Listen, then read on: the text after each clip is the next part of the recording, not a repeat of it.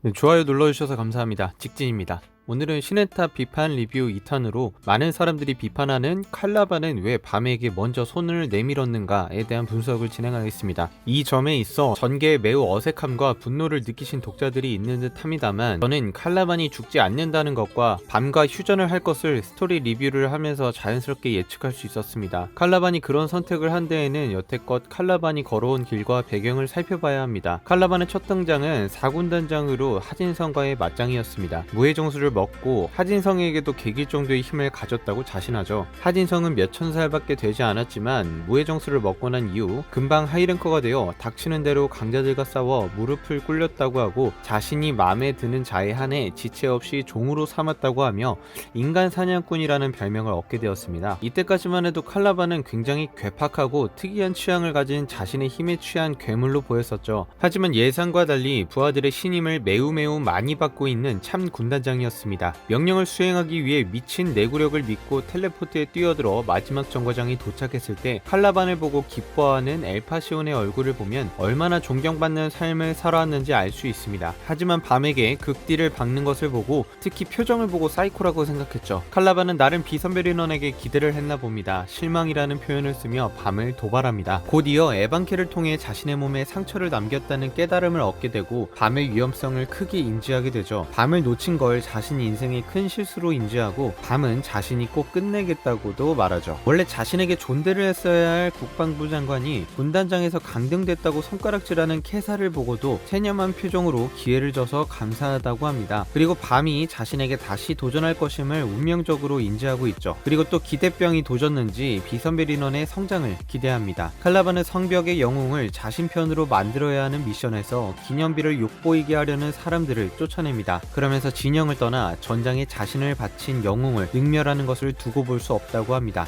칼라반의 광신도와 같았던 모습이 누그러지는 장면이자 후에 밤과 휴전하게 되는 복선과도 같은 장면입니다. 카네에게 정말 저 모습이 너희 언니가 바란 평화냐고 팩트를 박습니다. 후에 이 팩트가 그대로 자신에게 돌아오게 될 줄은 칼라반은 몰랐을 겁니다. 칼라반은 여자의 마음을 돌리는데 하천이에게 연락을 합니다. 일반 병이기에 자신보다 한참 약하고 부하였던 하천이에게 존대를 하며 겸손히 물어보는 모습을 볼 수 있습니다. 자신이 제일 잘 안다고 자만하는 것이 아니라 자신이 모르는 분야에 있어서 부하에게 지혜를 구하는 것을 부끄러워하지 않는 참된 지휘관의 모습입니다. 하천이는 말합니다. 일반적으로 어떤 인간이든 특정 생각을 고집해온 건 그만큼 뭔가를 기다려왔다는 것 아닐까요? 라고요. 이어 버틴다는 건 어떤 순간을 맞이하기 위함이고, 그 생각이 바뀔 정도의 일이 벌어지는 순간 타이밍을 맞춰야 한다고 말하죠. 근데 이 상황과 비슷한 게 칼라반도 무해정수를 지킨 것은 특정 생각을 고집해서 유지해왔던 행동이라고 볼 수 있습니다. 칼라반은 자세한 내막을 모른 채 그저 지키기만 했지만 내심 무언가를 기다리며 지켜왔을지도 모르죠. 그걸 하진성과의 전투로 인해 무해정수를 지켜야 한다는 생각이 바뀌어버렸고, 그 타이밍에 맞게 무해정수를 취하고 하이랭커가 되어 군단장의 자리에 올랐죠. 칼라반은 밤과 마주치고 자신이 군인으로서 밤을 죽이는 데 힘을 쓸지 명령에 따라 도원만 데리고 가야 할지 고민을 합니다. 사실 다시 시간을 돌린다면 무리해서라도 밤을 죽이려고 했겠지만, 이때 또 객기를 부리다가 밤을 죽이는 데 실패하면 도원을 적으로 돌려 미션을 실패하는 동시에 자하드 사령부가 믿고 맡긴 임무를 또 저버려 자하드군에서 아예 박탈당할 수 있기 때문에 군인으로서의 최선의 선택을 했다고는 생각합니다. 파이트, 도원,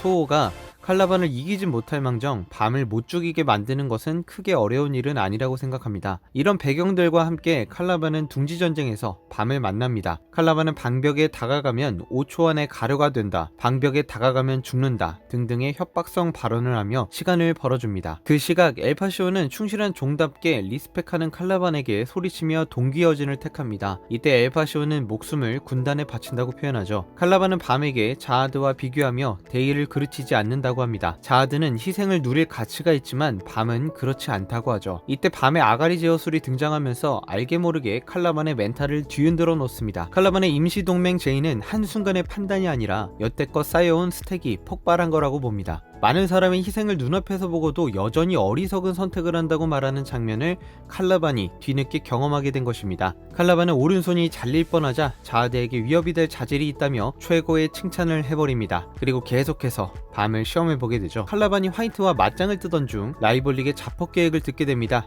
방벽 안쪽에 우리 군이 몰살될 가능성을 얘기하지만 그 정도의 희생은 어쩔 수 없지 라고 말하며 가볍게 생각합니다. 자신의 종이었던 부하들은 그 정도의 희생으로 치부당하고 자신의 세력으로 갈아치울 생각을 하고 있다는 점에 1차 빡침이 있었고, 그걸 총사령부에서 승인해줬다는 점을 듣고 2차 빡침이 있었을 겁니다. 전장에 직접 나서는 것이 아니라 일개 병사인 칼라반이 과거 군단장이었으니 그 경험을 살려 병사들이 동요하지 않고 같이 자폭할 수 있게 도와달라는 미친 부탁을 받는데 이걸 명령으로 얘기합니다. 칼라반은 진영을 떠나 자신의 신념과 어긋난다면 할 말을 하는 사나이입니다. 작전이 실패해 허무하게 희생당하면 군단장이 책임을 져줘야 한다고 말합니다. 이 점은 네가 내 사람들을 죽이는 게 그만큼의 가치가 없을 경우 넌 뒤진다고 말하는 거랑 똑같죠. 하지만 이건 라이벌릭의 함정에 가깝습니다. 실제로 칼라반이 밤과 임시동맹을 맺고 라이벌릭을 치러 간다면 자아드 군부 입장에서는 그냥 자아드군을 배신하고 군단장을 친 반역자로밖에 볼 수 없는 현실이니까요. 라이벌릭 입장에서는 변절한 군단장을 처리한 공을 세울 수도 있는 것이고, 만약 칼라반이 라이벌릭을 죽인다고 해도 라이벌릭과 칼라반의 거래 조건을 자아드 군단이 곱게 볼 가능성은 매우 낮습니다. 적어도 자아드군 총사령관 아도리자아드와 연줄이 있어 배치된 게 라이벌릭이니까요. 칼라반은 엘파시온까지 모아서 세상을 떠돌다가 엘파시온의 제안으로 자아드군에 들어가게 됩니다. 이때 칼라반의 리더로서의 자질이 드러나게 되죠. 강력한 힘으로 굴복시키고 노예처럼 부리는 줄 알았지만 칼라반 밑에 있는 사람은 칼라반의 뜻을 이해하든 하지 않든 따른다는 점이 나타나죠. 칼라반이 죽으려면 죽고 살려면 산다고 말하는 깊이가 남다른 충성심을 보입니다. 라이벌릭이 경계한 것이 바로 이것이었죠. 그리고 엘파시온의 의지를 이어 칼라반이 군단에게 바친다고 말하죠. 이때 바쳐지는 것은 자신의 옛 부하들일 겁니다. 결국 케이지는 폭발하고 말고 그런 모습을 약간은 멀리서 지켜보는 칼라반의 머리에는 주마등이 스쳐 지나갑니다. 프록을 만나 개구리를 알아갔던 시간, 틴커, 율커, 율체 이상한 놈들을 프록에게 소개받아 만났던 시간, 부유선을 타고 돌아다니다가 등대남 기뉴 특전대를 만나 싸웠던 시간, 엘파시온 세력을 흡수하다가 드라까지 접수한 것과 이후 자아드에 충성한 시간까지 돌아봅니다. 자아드군에 들어가 자신에게 충성하는 하천이를 알게 되고 체르니 연주회를 자신의 부하들과 가지고 나름 행복한 삶을 살고 있었던 칼라반이었는데 그 대부분을 잃게 되는 장면이었습니다. 그 폭발 이후 칼라반은 전의를 상실하게 됩니다. 사단장 샤론은 군단장에게 연락이 되지 않고 자신들이 버림받았다는 사실을 깨달은 후 더 이상 희생자를 늘리지 않게 항복합니다. 그리고 라이벌릭 군단장을 죽이는 목표를 새로 세워 병력들을 규합합니다. 칼라반은 밤과 더 싸울 이유가 없습니다. 자아드군은 칼라반과 구 4군단을 통째로 버렸습니다. 그 점을 알고 있기에 칼라반은 나머지 하이랭커들과 목숨을 걸고 자아드군을 위해 싸울 이유를 찾지 못하는 것입니다. 카네에게 말했던 것처럼 칼라반이 스스로에게 물어도 이건 칼라반이 원했던 전쟁의 방식과 많이 어긋났었고 자폭 공격과도 같았던 이번 작전을 끝까지 승리로 이끌기 위해 휴전하지 않고 밤과 싸운다면 자신의 부하의 목숨을 가지고 노른